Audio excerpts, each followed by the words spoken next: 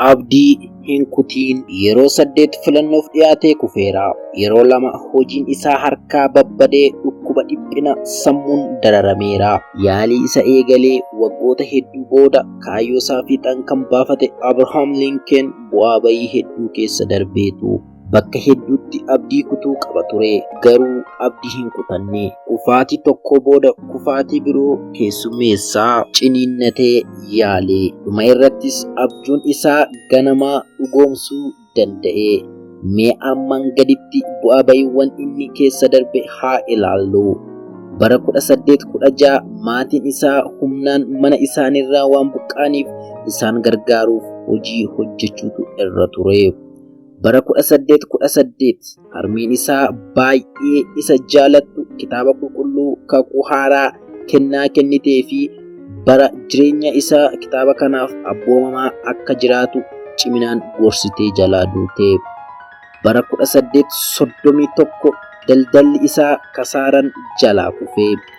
Bara 1832 naannoo isaaf namoota seera baasan keessaa tokko ta'uuf dorgomee kufe. Bara 1832 hojiin isaa dhaabee mana barumsaa seenee seera barachuuf yaalii taasisu itti milkoomne. Bara 1833 hiriyaa isaa tokko irraa maallaqa liqeeffatee daldala eegalee. Dhuma waggaa sanitti garuu ni kasaare. Waggoota 17 guutuu itti fufinsaan gatii isa irra jiru sana kanfalaa jiraate. Bara 1834 ammas naannoo isaaf seera baasuuf dorgomee kufee. Bara 1835 jaalallee yookiin kaadhimaan isaa inni baay'ee jaalatu dhukkubsattee jalaa duute. Sanattis akka malee gaddee. Bara 1936 dhukkuba cimaa dhukkubsatee ji'oota 6 siree irra ture. Bara 1838 warra naannoo isaaf seera baasaniif afayaayii ta'uu barbaadee kufee. Bara 1840 filachiisaa ta'uuf dorgomee kufee. Bara 1843 koongireesiif dorgomee kufee. Bara 1846 ammas koongireesiif dorgomee darbee gara Waashingtan deemuun hojii gaarii hojjete. Bara 1848 irraa deebi'ee filamuuf dorgomee kufee. Bara 1849 naannoo dhaloota isaatti ofii seera lafaa ta'uudhaan hojii qacaramuuf dorgomuus hin fudhatamne. Bara 1854 seeneetii Yuunaayitid Isteetiif dorgomee kufee. Bara 1856 koongireensii biyyaalessaa paartii mataa isaaf pirezidaantii itti aanaa ta'uuf dorgomee sagalee inni argate 100 gadi ta'e. Bara 1858 Abrahaam Lincoln pirezidaantii Yuunaayitid Isteet ta'ee filatame. Abrahaam Lincoln seeneetiif dorgomee yeroo mo'ame akkana jechuun yaada kenne. Karaan ani irra dhufe babbadaa fi mucucaataa ture. Miilli kiyya na jalatti mucucaattee namoota kaan karaa irraa maqsaa ture. Ani garuu ol ka'een mataa koon mucucaachuudha malee kufuu miti jedhaan ture. Mucucaachuudha malee kufuu miti. Seenaa ajaa'ibsiisaa kana mee jireenya mataa keenyaa waliin wal bira qabnee haa ilaallu. Yeroo meeqa yaallee, yeroo meeqa kufnee, yeroo meeqa achumatti dhiibnee deemna laata?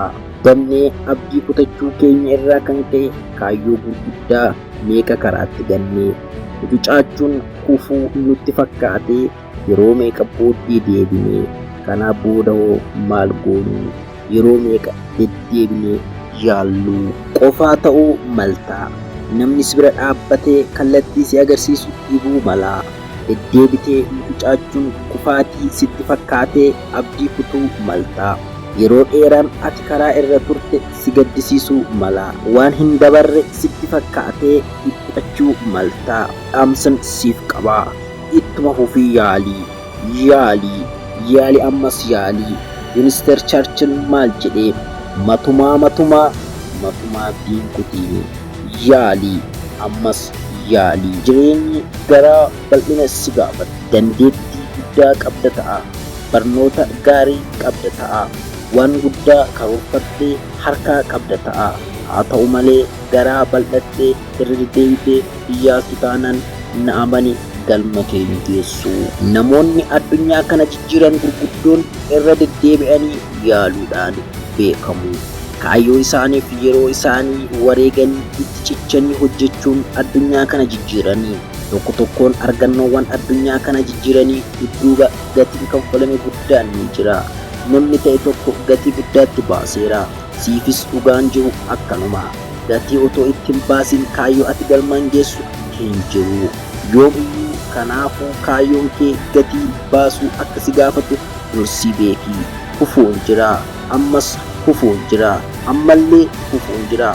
Faatii hedduu booda immoo mo'achuun ni jira. Al tokko yookiin lama qofaa kuftee abdii kuttee dhiistee deemta taanaan yoomiyyuu hin mo'attu. Kun adeemsuma uumamaati. Akkuma pirezidaantii Abrahaam Lincoln kaayyoo keetti cichi. Har'a hin milkoomne jechuun bor hin milkoomne jechuu miti. Har'a yoo hin taane bor ni ta'a. Har'a yoo hin mijanne bor ni mijataa. Har'a yoo kufte bor ni kaata. Har'a waan barbaaddu argachuu yoo baatte bor ni argatta. Bor guyyaa birooti. Waan inni qabatee siif dhufu hin beektu. Waan ati beekuu qabdu keessaa tokko garuu gatii otoo hin baasin kaayyoo ati galmaan geessu hin jiru. Uumaan kee gaafa si uume wantoota kaayyoo kee fiixaan baafachuuf si gargaaran hunda si keessa kaa'ee si uumeera. Milkaa'ina keef wanti si barbaachisu hundi si keessa jira. Keessa kee kennaawwan uumaan kee si keessa kaa'e si uume addaan baafadhu. Kennaan sanaan hojjedhu. Yeroo hundumaa waan guddaa yaadi. Waan guddaa karoorsii. Waan guddaa dubbadhu. Waan guddaa yaali. Dhumarrattis waan guddaa hojjetta. Siin ala eenyullee si dhaabuu fi booddee si deebisuu hin danda'u. Hubadhu. Addunyaa kanarra eenyullee qabee si dhaabuu hin danda'u. Namni tokko garuu jira. Namoota biliyoona 8 addunyaa kanarra jiran keessaa namni qabee si dhaabuu danda'u nama tokko qofaadha. Eeyyee nama tokko. Eenyudha seete? Si mataa keetii. Siin ala eenyu illee si dhaabuu fi booddee si deebisuu hin danda'u. Haalonni naannoo kee jiran kan booddee si deebisan yoo ati isaaniif heeyyamte qofaadha. Namni kamuu kan abdii si kutachiisu yoo ati heeyyamteef qofaadha. Kanaafuu abdii kutachiisee booddee si deebisuu kan danda'u si qofa jechuudha. Eeyyee abdii hin kutin. Namni abdii kutu hin mo'atu. Namni mo'atu abdii hin kutu jedha Sheekeraa. Jalqaba kee ilaaltee abdii hin kutin. Dhuma guddaa malee jalqabni guddaan hin jiru. Wantoonni gurguddoon har'a argitu hundinuu jalqabni isaanii baay'ee xiqqoo ture. Atiyyuu jireenya kana eegalte waan baay'ee xiqqoo irraati. Yaadadhu yeroo tokko gadameessa harmee kee keessatti zaayigootii turte. Seel qeenxee. Namni kamuu ija uumamaan arguu hin dandeenye. Amma garuu nama giddu galeessa yoo taate seeliiwwan tiriiliyoonaan lakkaa'amu qabda. Guddinii fi milkaa'inni waan akka tasaa ta'u otoo hin taane adeemsadha. Adeemsa yeroo fudhatu. Imalli maayilii hedduu tarkaanfa tokkoon eegala jedhu warri Chaayinaa. Abdii hin kutin. Egaa kabajamtootaa fi jaalatamtoota maatii Deebii Miidiyaa barreeffama kana yookiin immoo ergaa kana kan argadhe kitaaba eebbisaa baay'isaa abjuu koo hin gurguru jedhu irraati. Kitaaba kana bakka argattanitti bitattanii akka dubbistan siniif dhaamsa dabarsuun barbaada. Laayik, sheer, sabskiraayib gochuu hin dagatinaa. Hedduu galatooma.